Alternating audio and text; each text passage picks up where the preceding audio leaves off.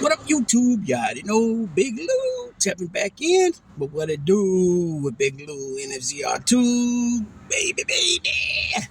You see old Bronx right there? What up, Bronxy boy? What's up, boy? Big champ behind me. There's Heva. And Daisy's down here.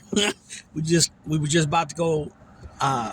We just pulled up to our area where I let them run around. But so I'll probably drop a short or two on them later. I haven't dropped a short on these guys in about a week, I think, something like that.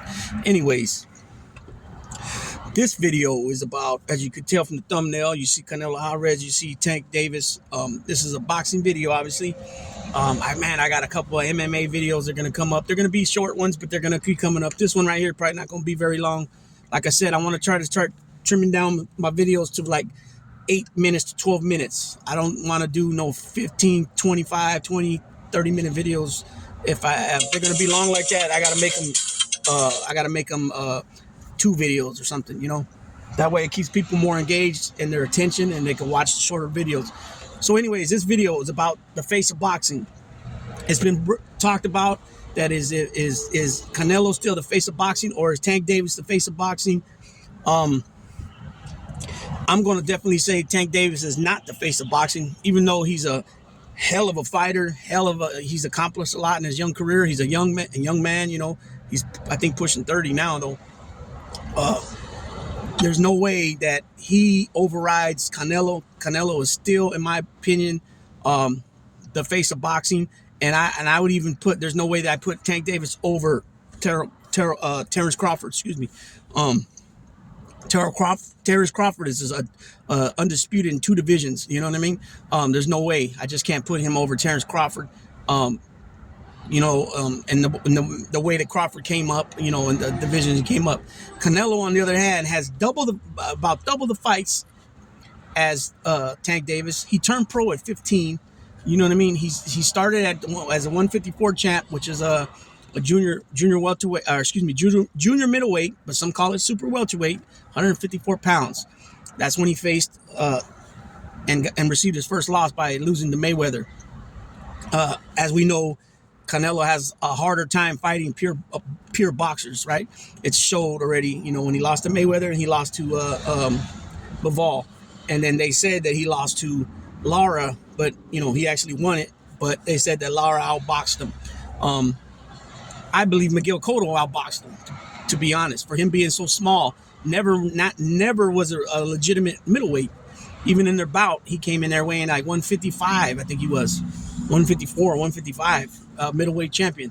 But Canelo nonetheless went up to middleweight, took a belt there from Cotto, right? He went up to super middleweight, took a belt or 2 there, then went up to light heavyweight, knocked out Sergey Kovalev, went back down to super middleweight, accomplished becoming undisputed there, attempted to go back, and he went back up to light heavyweight and attempted to win another title there at light heavyweight. But unfortunately for him, he was stopped by Bivol. And that led to Bivol, on top of beating Canelo Alvarez, beating Zordo Ramirez, and becoming WBA's Fighter of the Year. So, but when it comes to Tank Davis, man, like I've said it before, it's kind of hard for me to go against him now. I can't really go against the guy no more. He shows too much IQ in the ring, and he's very patient. He'll wait for that one little opening for him to, you know what I mean? Just come out with a devastating hook, or, you know, an uppercut like he did on Leo Santa Cruz, you know, or a body shot like he did to Ryan Garcia.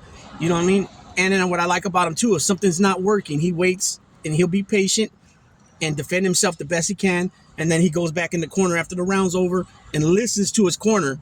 And then he'll put in motion the next plan, whatever the next plan was that they had in the game plan. You know what I'm saying?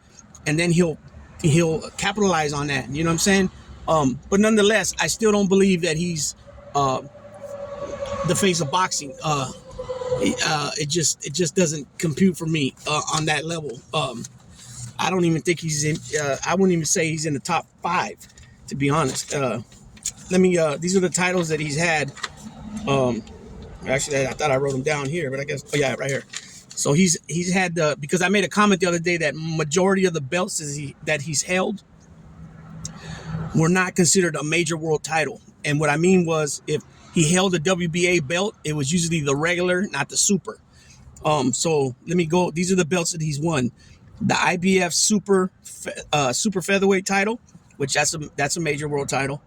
He's won the WBA 2-time super featherweight title, once the WBA regular lightweight, and once the WBA regular super lightweight / junior welterweight, and then WBA super lightweight, that originally he was the regular, and for some reason WBA flipped him and the guy who was holding the WBC super at the time.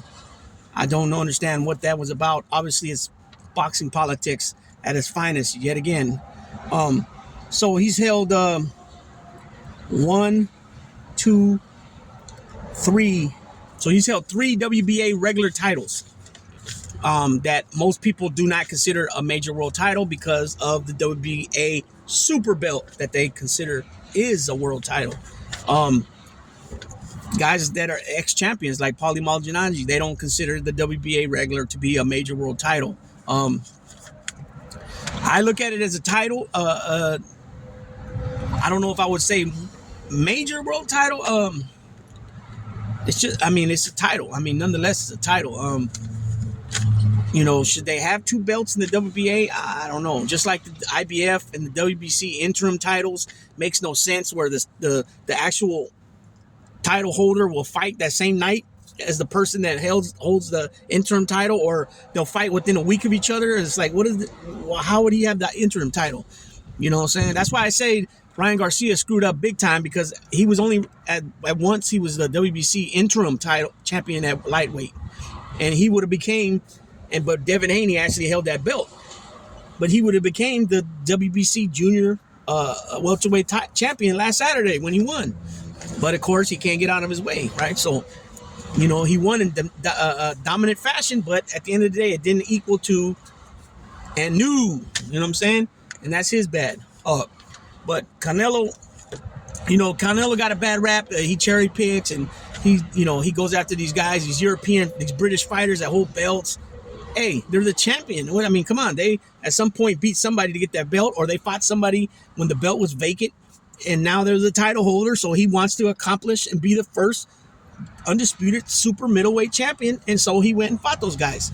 How is that? I don't understand how that's I don't understand how he gets negative backlash from that, right?